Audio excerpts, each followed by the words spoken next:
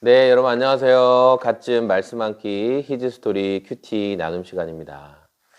네, 오늘 말씀은 빌립보서 2장 19절부터 30절까지의 말씀인데요. 오늘 말씀에 보면 사도 바울이 두 사람의 이름을 거론하면서 이 두 사람이 얼마나 특별히 바울을 사랑하고 잘 섬겼고 또 빌립보 교회와 하나님의 사역에 큰 도움을 주었는지에 대해서 말하고 있는 내용이 등장하고 있습니다. 이 두 사람은 먼저는 디모데라는 사람 그리고 에바브로디도라는 두 사람이 등장해요. 바울은 지금 바울이 감옥에 갇힌 이후에 이제 좀 걱정하고 이제 근심하고 어떻게 해야 될까 많은 염려 가운데 빠져 있는 이 빌립보 교회를 위로하기 위해서 사람을 보낼 건데 디모데를 너희를 위해서 보낼 것이다 라고 말하고 있어요. 그럼 디모데가 어떤 사람이기에 빌립보 교회로 파송되게 되느냐. 디모데를 얘기하는 것은 먼저는 19절에 내가 디모데를 속히 너희에게 보내기를 바람은 너희의 사정을 알므로 안위를 받으려 함이다. 그러니까 디모데가 너희의 사정도 잘 알고 나의 사정도 바울의 사정도 잘 알기 때문에 그러니까 디모데는 심정적으로 사람의 마음을 잘 헤아릴 수 있는 사람이라는 거죠.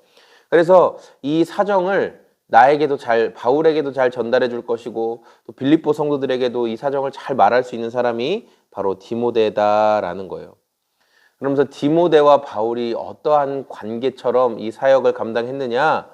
바로 디모데의 연단을 너희가 안 하니 자식이 아버지에게 함같이 나와 함께 복음을 위하여 수고했다. 디모데는 정말 자녀가 부모를 섬기는 것 같은 마음으로 바울을 섬기고 복음의 사역자로 바울을 통해서 이 예수 그리스도의 복음에 대해서 온전히 훈련되어졌다라고 이야기하고 있어요. 그리고 25절에 보면 두 번째로 나오는 사람이 바로 에바브로디도인데 에바브로디도를 얘기할 때는 뭐라고 얘기하냐면 그는 나의 형제요 함께 수고하고 함께 군사된 자요 너희 사자로 내가 쓸 것을 돕는 자라 이렇게 얘기하고 있어요. 에바브로디도는 나의 바울에게 있어서는 정말 형제와 같은 자고 이 당시 형제여라고 말하는 거는 그냥 우리가 뭐 힙합 하는 사람들이 뭐 에이 브라더 이렇게 하는 정도의 그냥 좀 친근함의 표시가 아니라 형제, 우리가 그리스도 안에서 형제다라고 얘기하는 것은 나는 당신과 함께 이 생명을 나누고 있고 공유하고 있다. 나는 당신을 위해서 죽을 수도 있다. 이런 의미를 담고 있어요. 핍박의 시대, 박해의 시대에 그리스도와 안에서 한 형제다라고 말하는 건 생명을 나누는 그런 깊은 의미를 담고 있어요. 바울이 그렇게 얘기해요. 그리고 함께 수고하고 함께 군사된 사람이다라고 얘기해요. 그리스도의 군사로서 복음과 함께 고난을 받는 우리는 함께 수고하는 자다. 이 에바브로디도의 사역을 인정하고 있죠. 그리고 너희의 사자다. 너희에게 이제 주시는 너희에게 전할 하나님의 메시지를 너희에게 전할 수 있는 자다. 쓸 것을 채우는 자다라고 이야기하고 있습니다. 자, 그러면서 이제 에바브로디도가 했던 그런 에바브로디도의 믿음의 태도들에 대해서 설명을 하고 있어요. 그가 병이 걸렸고 병들어 죽기까지 이렇게 이르렀는데 병환이 아주 심해졌는데 그럼에도 불구하고 이 하나님의 일을 계속 감당을 한 거예요. 30절에 보니까 그가 그리스도의 일을 위하여 죽기에 이르러도 자기 목숨을 돌보지 아니한 것은 나를 섬기는 너희의 일에 부족함을 채우려 함이니라. 그러니까 빌립보 교회 성도들이 바울을 이렇게 섬겨야 하는 그 섬김을 에바브로디도가 대신 더 잘 감당했다 이런 거죠. 보통 우리는 자기의 그 문제가 생기면 내 문제를 가장 먼저 돌보잖아요. 아, 나 이 문제에서 해결받아야 되는데 아, 내가 이거 어떻게 하지? 그런데 에바브로디도는 자기의 육신의 질병을 묵상하고 자기의 문제의 어려움들을 먼저 더 바라보기보다는 바울을 섬기고 하나님의 일을 계속 감당한 거예요. 바울을 통해서 일하실 하나님, 또 내가 이 사람을 섬기는 것도 하나님의 일이죠. 그 일을 계속 감당한 거예요. 하나님이 그 일을 계속해서 쓰셨고 그런 과정 가운데 하나님의 필요에 의해서 하나님의 원하심에 의해서 이 에바브로디도의 질병도 고쳐주셨어요. 자기 몸을 돌보지 않고 하나님 섬겼던 그에게 모든 사람이 다 자기 몸을 돌보지 않고 하나님을 섬길 때 하나님이 그의 질병을 다 치료해 주신다 그런 말은 아니에요. 하나님의 기쁘신 뜻에 따라서 어떤 사람은 치료해 주시기도 하고 어떤 사람은 그 병을 가지고 그리고 하나님 앞에 가게 하시기도 해요. 하나님의 기쁘신 뜻이에요. 우리는 하나님 낫게 해주세요 라고 기도하지만 낫게 해주시기도 하고 또 그 병을 그대로 가지고 하나님 앞에 서게 하시는 분도 하나님이세요. 하나님의 뜻이죠. 어쨌든 하나님은 지금 이 상황 가운데서는 에바브로디도의 병을 고쳐주심으로 바울이 에바브로디도가 아픈데 어떡하나 라는 근심을 해결해 주시고 에바브로디도의 근심도 해결해 주시고 그로 인해 빌립보 교회 안에도 기쁜 소식을 전하게 하셨어요. 여러분, 전 어떠한 이 묵상을 오늘 말씀 가운데 하시게 됐어요. 저는 며칠 전에 한 목회자를 만나고 그와 이제 동기 형인데 형도 이제 개척을 했는데 형과 대화하면서 정말 참 은혜를 많이 받았어요. 예, 그러니까 은혜를 많이 받고 그 형이 와 정말 멋진 사역자가 됐구나 그런 생각을 하게 되었고 그러면서 진짜 도전을 많이 받았어요. 제가 뭐 어느덧 1년 반 정도 시간이 지나면서 제가 그냥 제가 포기하고 있었던 영역에 대해서 다시금 참 많은 도전을 받게 되었어요. 그러면서 그 형이 큐티할 때 자기는 하나님이 오늘 말씀을 통해서 어떻게 일하실지를 정말 기대하는 마음으로 먼저 큐티하기 전에 지금 내 마음 가운데 있는 근심하고 있는 것, 염려가 되는 것, 자꾸 염려가 올라오는 것들을 큐티 본문을 읽기 전에, 말씀을 읽기 전에 한 구석에 적어 놓는다는 거예요. 나에게 지금 이런 고민. 예를 들어, 이번 주까지, 얼마의 공과금이 나가야 된다. 이런 것들을 적어 놓는다는 거예요. 돈에 대한 거죠. 아니면 또 어떤 관계, 또 내가 목회 돌보면서 나에게 맡겨진 영혼 가운데 나를 너무 어렵게 하고 교회를 힘들게 하고 있는 그 사람으로 인해 근심하면 그런 걸 적어 놓는다는 거예요. 그리고 어떤 내 사전에 이렇게 됐으면 좋겠다, 저렇게 됐으면 좋겠다라는 생각을 다 내려놓고 그날 말씀을 대한다라는 거예요.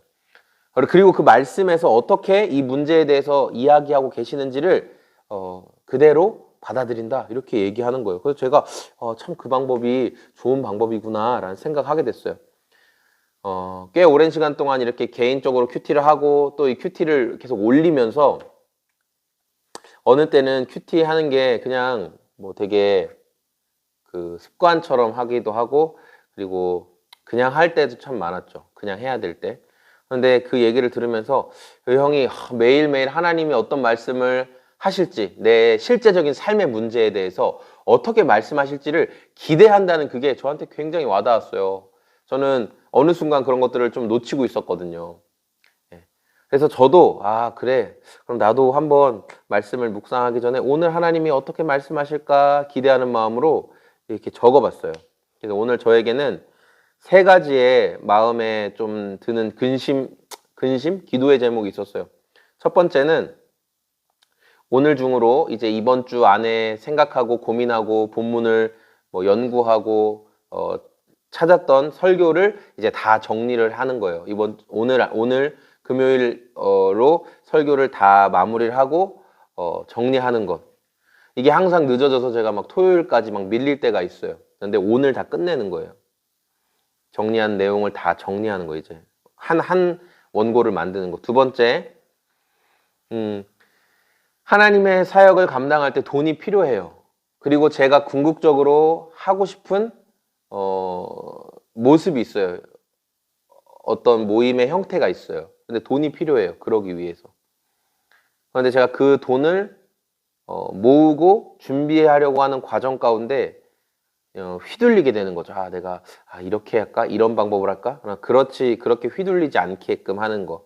그리고 사람을 보내달라는 기도예요. 우리 소금교회를 함께 섬길 수 있는 사람을 보내주세요. 이렇게 뒤에 놀고 있는 저 악기를 통해서 함께 하나님 예배할 수 있는 사람. 이 서원대학교는 좋은 점이 예술대학이 있어요. 성악과도 있고 악기 이렇게 피아노 하는 사람, 피아노 전공자들도 있고 많아요. 하나님이 오히려 가고 싶었던 충북대에는 예술대가 없거든요. 그런데 서원대학교로 보내신 이유가 여기에 있나? 이런 생각을 했어요. 그래서 그런 마음을 가졌어요. 하나님 사람을 보내달라고. 하나님 하실 수 있으니까. 그러면서 오늘 말씀을 묵상하니까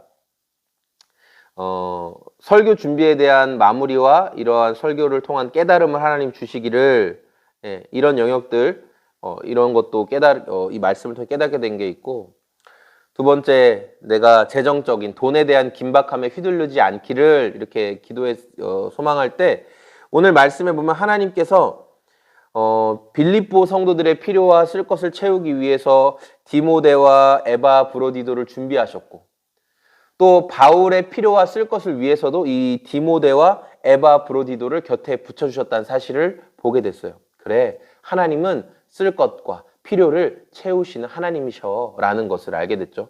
그래서 그것에 이어져서 사람을 보내주세요 라는 그 기도의 제목, 제 마음의 기도의 제목 가운데 하나님이 어떻게 하세요? 이 디모데나 에바브로디도에 대해서 바울이 이야기할 때 이 사람들은 나와 함께 고난도 받고, 이 사람들은 자신의 질병과 자신의 큰 문제와 어려움이 있음에도 죽음에 이르러도 자기 목숨을 돌보지 않고 나를 섬기며 너희의 부족함을 함께 힘쓴 자다라고 이야기하고 있어요.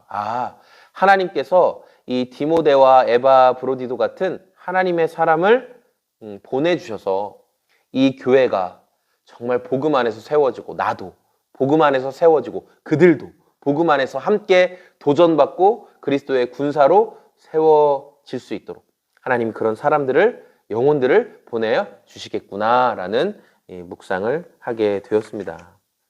여러분, 제가 말씀 묵상하면서 늘 들었던 게, 과연 이 말씀 묵상을 통해 하나님이 일하심이 실제적이냐라는 것. 실제적이라는 걸 알면서도 어느 순간은 그 묵상에서 말씀하시는 하나님을 너무 가볍게 생각할 때가 많았다라는 거예요. 여러분 어떠세요? 여러분, 오늘 말씀을 통해 일하실 하나님을 기대하고 계세요? 정말 이 말씀을 통해 하나님이 내 삶에 실제적으로, 분명하게, 구체적으로 일하신다. 내가 어떤 문제에 대해서, 어떤 고민에 대해서, 내가 어떤 어려움에 대해서 하나님께 기도하고 또 하나님을 신뢰할 때 그분이 그분의 기쁘신 뜻을 따라 그 문제도, 그 어려움도 풀어가시고 해결해 가시는 것을 여러분 믿으세요?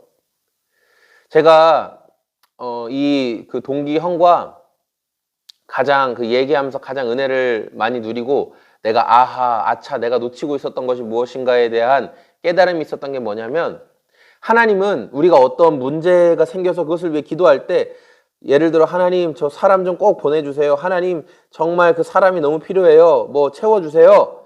하나님은 지금 나에게 사람을 보내시는 것, 사람을 보내서 이 공간을 채우시는 것, 여기에 관심이 있는 게 아니라 내가 이 과정 가운데 하나님께 어떻게 집중하고 있고, 하나님은 어떻게 신뢰하고 있고, 하나님과 어떻게 동행하고 있는지, 하나님은 나와 지금 그 관계를 보신다.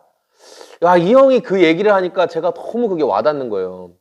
사실 이 형이 되게 바쁘고 이렇게 머리도 좋고 영어도 잘하고 그런 형이어가지고, 그래서 이 형이 그냥 영어 강사를 했어도 돈을 많이 벌 형이었어요. 과외도 하고 그랬거든요. 근데 이 형이 삶에서 자기 계획을 이렇게 내려놓고 하나님의 일하심을 기대해라. 같이 신대원 다닐 때는 제가 이제 형이랑 밥도 자주 먹고 늘 같이 다녔어요.